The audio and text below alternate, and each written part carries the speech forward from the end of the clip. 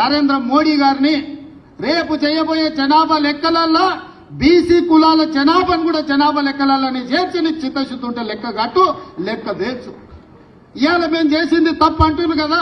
తెలంగాణ రాష్ట్రంలో కూడా కేంద్ర ప్రభుత్వం కులగణన చేసినప్పుడు, మొత్తం జనగణన చేసినప్పుడు జనగణనలో కులగణన చెయ్యి, ఇల్లు తిరుగు లెక్కలు రాయి.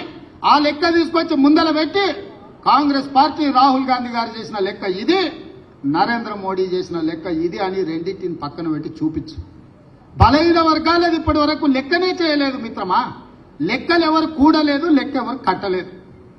లెక్క కట్టండి లెక్కలు తీసుకొచ్చి చూపించి ఈ లెక్క ఇట్లుంది, ఈ లెక్క తప్పుంది అన్నట్టు ఇక మరి చదువుకున్న మా బలహీన వర్గాల మేధావులు ఆలోచన చేయాలి. ఆ జాతికి నాయకత్వం వహించే వాళ్ళు చేయాలి. మమ్మల్ని ఈరోజు తప్పు పడితే ఈ తప్పు మాకు కాదు, మీకే నష్టం. ఈ లెక్కలు పక్కాగా తేల్చినాం. ఇవాళ 56.33% బలహీన వర్గాల లెక్క తేలింది ఏబిసిడి ఈ కేటగిరీ కింద. రేపు ఏడికైనా ఏ కోర్టు దగ్గరికైనా వెళ్ళి మీ రిజర్వేషన్లు పెంచుకోవాలంటే ఇది లెక్క ఉంది తెలంగాణ రాష్ట్రంలో, స్థానిక సంస్థల లెక్క తెలుసండి అని సుప్రీంకోర్టు ముందర పోయి నిలబడవచ్చు. ఇవాళ ఎంత మనం 42% ఇస్తామన్నాం. ఇవాళ జనాభా లెక్క 56.33% తేలింది. పక్కా లెక్క తీసుకెళ్లి సుప్రీంకోర్టు ముందర పెడితే కోర్టు కూడా ఈ రోజు అభ్యంతరం పెట్టడానికి లేదు. ఇవాళ చట్టాన్ని సవరించాల్సిన ఒత్తిడి కేంద్ర ప్రభుత్వం మీద ఉంటుంది.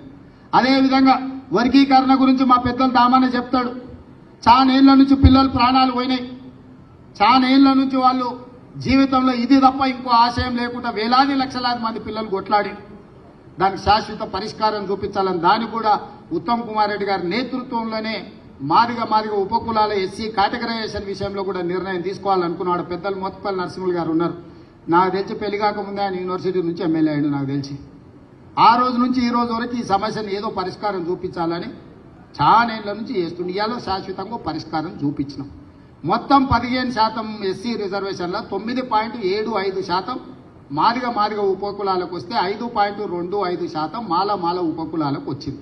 ఇక దీన్ని కూడా ఎవరో ఒకరు తప్పు పట్టాలి, దీన్ని ఏదో రకంగా తప్పుదో పట్టించాలని కొంతమంది మిత్రులు చేస్తున్నారు.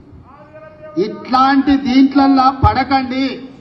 ఎందుకంటే ఏ రాష్ట్రం, ఏ ముఖ్యమంత్రి, ఏ పార్టీ చేయని సాహసోపేతమైన కార్యక్రమాన్ని మన ప్రభుత్వం చేసింది. నా మంత్రివర్గ సహచరులు, నా శాసనసభ్యులు అండగా నిలబడి మంత్రివర్గంలో ఆమోదించి శాసనసభలో దాన్ని తీర్మానం చేసి రేపు చట్టాన్ని చేయబోతున్నాము. ఇంత గొప్ప లక్ష్యం ముందు చిన్న ఆరోపణలు చేస్తే వాటి వైపు చూడకండి. ఇంత గొప్ప నిర్ణయం ఈ దేశంలోనే జరగలేదు. తెలంగాణ రాష్ట్రం ఎంత ముఖ్యమో ఇవాళ ఈ దేశంలో ఈ రెండు సమస్యల పరిష్కారం కూడా అంతే ముఖ్యం. అంత శాశ్వతమైన సమస్యను, శాశ్వతమైన పరిష్కారాన్ని ఈరోజు మనం చూసుకున్నాం. అందుకే మిత్రులారా, ఎవరు మాట్లాడినా ఛాలెంజ్ చేయండి.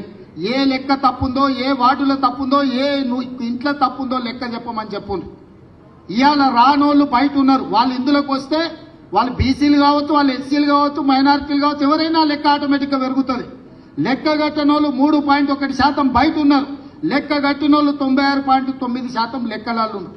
లెక్కలకు వచ్చిన వాళ్ళు దాంట్లోనే శాతం ఇచ్చినాం. లెక్కకు రానోళ్ళు ఇందులోకి వస్తే ఆటోమేటిక్గా బీసీలు పెరగడానికి అవకాశం ఉంటుంది, ఎస్సీలు పెరగడానికి అవకాశం ఉంటుంది, మైనారిటీలు పెరగడానికి అవకాశం ఉంటుంది. దీన్ని మళ్ళా రెండో విడత ఏదైతే అవకాశం ఇచ్చినామో ఈ అవకాశాన్ని సద్వినియోగం చేసుకోండి. జనజీవన స్రవంతిలో కలవండి అని చెప్పండి. మా బలహీన వర్గాల సోదరులకు, సంఘాలకు నేను విజ్ఞప్తి చేస్తున్నా. చంద్రశేఖరరావు ఇంటి ముందల, హరీష్ రావు ఇంటి ముందల, తారక రామారావు ఇంటి ముందల మేలుకొలుపు డప్పు కొట్టండి.